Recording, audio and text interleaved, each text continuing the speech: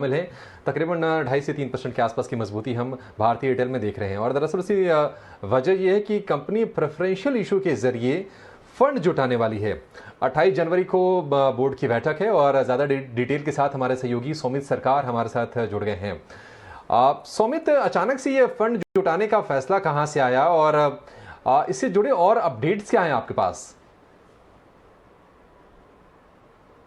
भारतीय एयरटेल ने कल एक्सचेंजेस को कहा कि वो फंड रेज कंसिडर करने वाले हैं। अब ये फंड रेज जो कंसिडर करने वाले हैं वो थर्ड पार्टी से कंसिडर करेंगे और प्रमोटर ग्रुप से नहीं कंसिडर करने वाले हैं। अब ये अनाउंसमेंट एक सरप्राइज था मार्केट एनालिस्ट के लिए और इन्वेस्टर्स के लिए, क्योंकि कंपनी को ऐसे कैपिटल की ज़रूरत नहीं है इस वक्त। उसके अलावा अगर आप देखेंगे तो कंपनी अभी एक राइट्स इशू के बीच में है और जो कंपनी के दोनों ऑपरेशन है इंडिया और अफ्रीका, वो दोनों ही फ्री कैश फ्लो पॉजिटिव है और कोई बड़ा डेट रीपेमेंट भी नहीं करना है कंपनी को।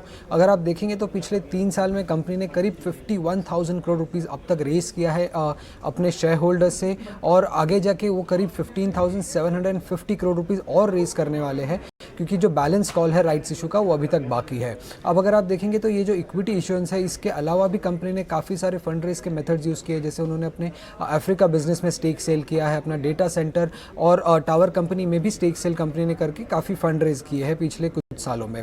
अभी अगर आप फैक्ट देखेंगे तो कंपनी करीब 15,750 करोड़ रुपीस अभी भी रेस कर सकते हैं अपने इन्वेस्टर्स से। बट इसके अलावा भी कंपनी ने ये बोर्ड मीट रखा है फंड रेस कंसिडर करने के लिए। तो इसका मतलब ये होता है कि कंपनी एक वॉर चेस्ट बिल्ड करने की कोशिश कर रही है, क्योंकि वो काफ़ी सारे ग्रोथ अपॉर्चुनिटीज़ देख रही है अपने बिजनेसेस में, जैसे कि टेलीकॉम, डीटीएच, टावर और फाइबर बिजनेस में।